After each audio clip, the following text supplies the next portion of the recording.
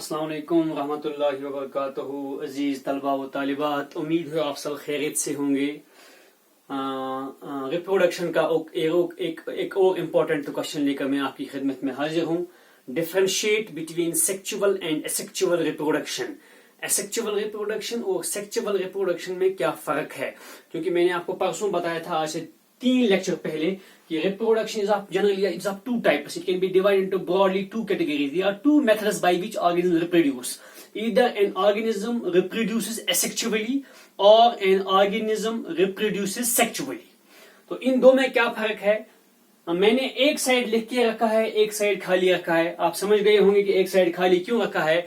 एक साइड खाली इसलिए रखा है ताकि आप खुद से इस साइड को लिखें। मैं आपको एक साइड एक्सप्लेन करूंगा, दूसरा साइड आप खुद लिखने की कोशिश करेंगे ताकि बात आपके जहन में बैठ जाए, आप अच्छी तरह से इस चीज को कोप कर सके, समझ सके कि हमारा आज का टॉपिक क्या है और किस इंपॉर्टेंस का है। देखिए बेटा, एसेक्सुअल रिप्रोडक्शन सीधी सी बात है। This mode of reproduction does not involve sex organs.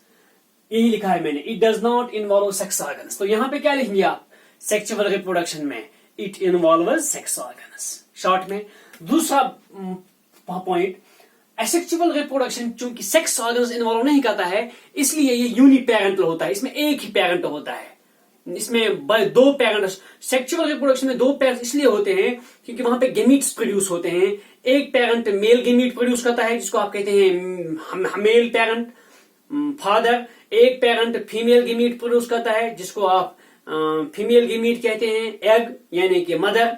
यहां पे सेक्सुअल रिप्रोडक्शन में एक ही पेरेंट होता है, तो इसलिए हम इसको कहते हैं इट इज यूनिपेरेंटल। तो इसमें आप क्या लिखेंगे?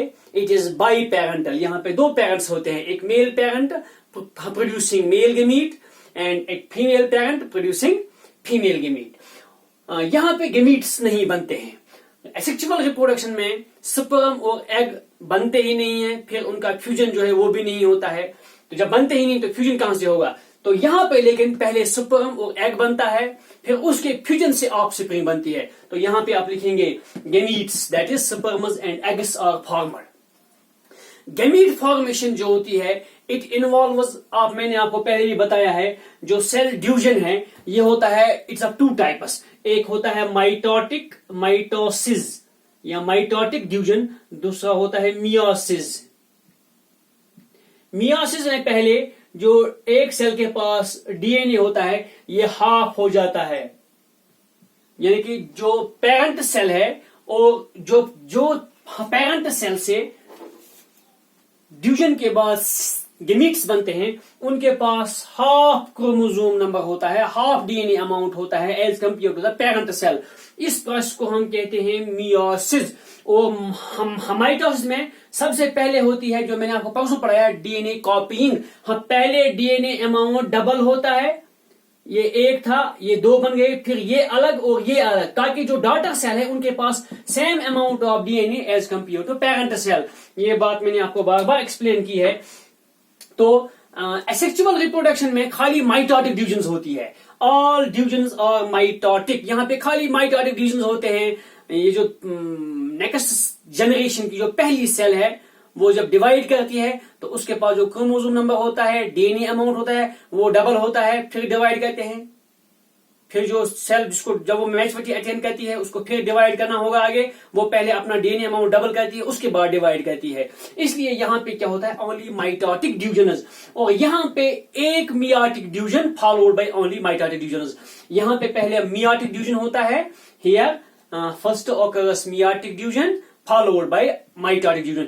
जो जाइगोट बनता है, जाइगोट के बाद खाली माइटोटिक ड्यूजन्स होते हैं up till development of embryo and through the life. लेकिन उससे पहले जब स्पर्म एंड गेमीट बनाना होता है वहां पे एक मियोटिक ड्यूजन भी जरूरी होता है, ताकि आप डीएनए अमाउंट को हाफ कर सके, ताकि आगे जाकर क्रोमोसोम नंबर जो है, डीएनए अमाउंट जो है, इसको कंजर्व किया जा सकता है उस नंबर पर। इसलिए मैंने आपको पहले ही बताया है, द अमाउंट ऑफ डीएनए या number of chromosomes it is specific for a species. All human beings on the universe contain 23 pairs, 46 chromosomes. ये नहीं कि पाकिस्तान के लोगों के पास कोई और नंबर है और अरब के लोगों के पास कोई और नंबर है, कश्मीर के लोगों के पास कोई और नंबर है और तुर्की के लोगों के पास कोई और नंबर है और किसी और चीज मुल्क के पास कोई और नंबर है, ऐसा नहीं है। हर मुल्क के हर जहां कहीं भी इंसान है, होमो सेपिनीज, उनके पास 46 क्रोमोसोम्स, 23 पेयर्स ओनली। इसी तरह जहां पे भी आपको मिलेंगे हॉर्स,